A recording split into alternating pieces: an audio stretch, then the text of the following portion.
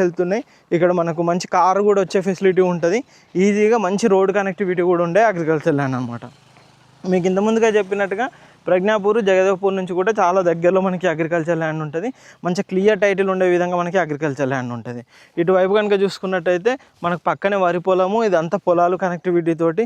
ముందటి వైపు కూడా మనకు అటువైపు కూడా మంచి పొలాలు ఉంటాయి. ఇక్కడ నుంచి కనుక చూసుకున్నట్టయితే చుట్టూ కూడా మంచి అగ్రికల్చర్ ల్యాండ్స్ ఉంటాయి.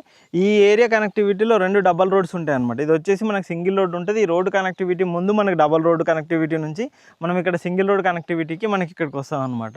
ఇటు చూశారు కదా, టోటల్గా అగ్రికల్చర్ ల్యాండ్ కనుక చూసుకున్నట్టయితే ఇది 16 గుంటల్లో మనకి అగ్రికల్చర్ ల్యాండ్, మంచి క్లియర్ టైటిల్. మెయిన్గా ప్రతి ఒక్కరు చూసుకునేది క్లియర్ టైటిల్ అనమాట. క్లియర్ టైటిల్ ఉన్న అగ్రికల్చర్ ల్యాండ్లోనే ఇన్వెస్ట్మెంట్ పెట్టాలి అని చూస్తారు. ఫ్యూచర్లో మనం ఒక దగ్గర ఇన్వెస్ట్మెంట్ పెట్టినాము అంటే ఒక అగ్రికల్చర్ ల్యాండ్కు డాక్యుమెంట్స్ క్లియర్గా ఉండాలి. మినిమం మన దగ్గర 30 సంవత్సరాల వరకు ఉన్న అన్ని లీగల్ డాక్యుమెంట్స్ కానీ ఈచ్ అండ్ ఎవ్రీథింగ్ కూడా మనం క్లియర్గా కస్టమర్కి చూపెడతాము. అండ్ ఈసీ కానీ మనకు కాసా పహానీలు కానీ ఈ విధంగా ల్యాండ్కి సంబంధించి అన్ని డీటెయిల్స్ కూడా మనకు ధరణి పోర్టల్లో ఏదైతే